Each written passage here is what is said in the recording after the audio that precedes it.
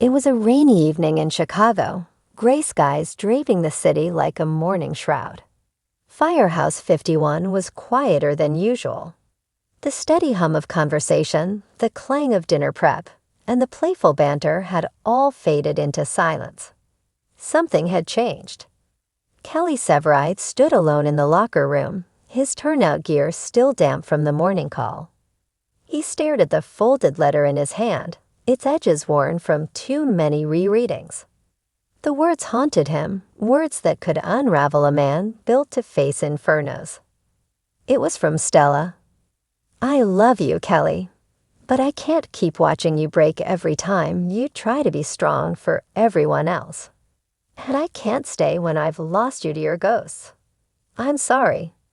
Severide ran a hand through his soaked hair, his breath catching. He had fought fires more terrifying than most could imagine. Collapsing floors, chemical explosions, burning skyscrapers. He had faced it all. But this ache in his chest, was a battle he couldn't win with an axe or a hose line. The team had noticed his shift long before the letter. He smiled less. Drank more coffee than sleep. Took solo calls even when backup was protocol. Bowden had tried to talk to him, but Severide brushed it off. "Just tired, Chief," he would say. But Bowden had been around long enough to recognize pain dressed as exhaustion. That week brought the kind of call that would scar the station. A residential fire, 4-story building, children trapped on the 3rd floor. The type of chaos that Severide once thrived in. He charged in with Squad 3, focused like a hawk. But something faltered, his timing, his coordination. He misjudged the beam's stability. The floor beneath him gave way, and he fell. Hours later, he woke in the ICU. Burns on his left arm, bruised ribs, and a fractured shoulder. But he didn't care. Not about the injuries. Not about the pain.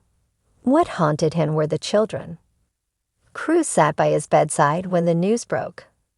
He tried to soften the blow, but Severide didn't need soft words. He needed a time machine.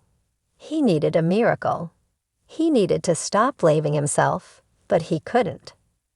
"I should have gotten to them faster," Severide muttered, staring blankly out the hospital window.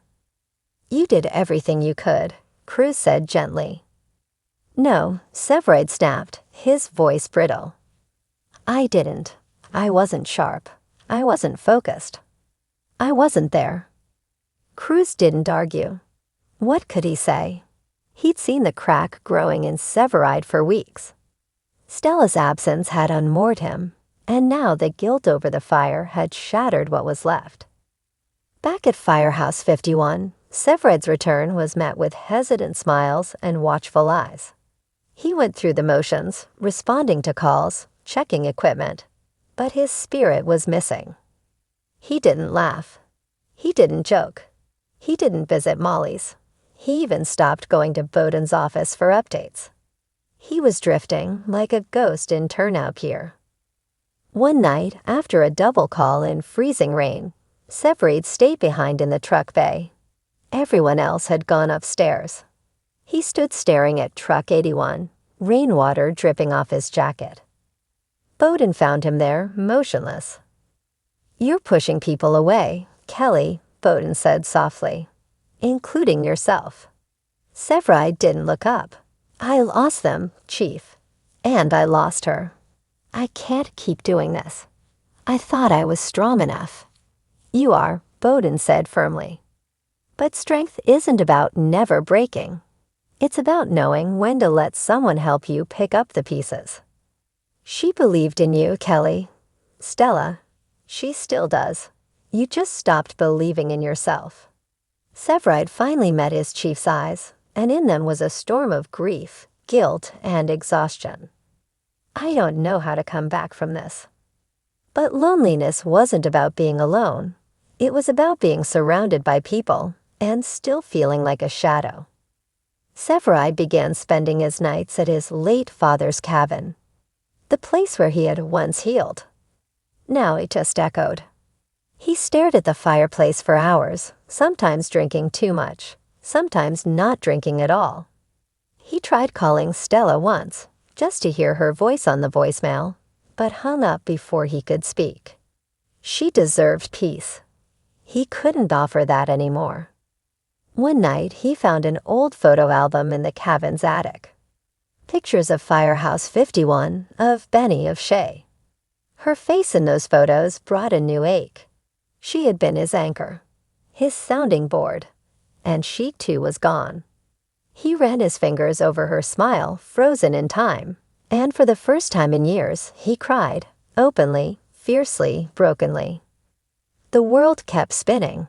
Calls kept coming. And people kept needing saving. He was still trying. He returned to Firehouse 51 full-time, quieter than before, but more careful. More measured. He started talking to a therapist, thanks to Bowden's persistence. He didn't like it, but he showed up. It was something. He apologized to the families of the children who didn't survive. He attended the funeral in uniform, standing in the rain with tears streaking his face, unmoving even as the last rose fell into the earth. In the end, Severide wasn't the same man anymore. He wasn't the fearless, cocky lieutenant who laughed in the face of danger. He was quieter. He paused before rushing in. He talked less, listened more. He carried the weight of every loss, every goodbye, and every regret. But he also carried on. Because even when everything around you burns down, sometimes you rise from the ashes. And Severide, he was still trying. He returned to Firehouse 51 full-time, quieter than before, but more careful. More measured. He started talking to a therapist, thanks to Bowden's persistence. He didn't like it, but he showed up. It was something.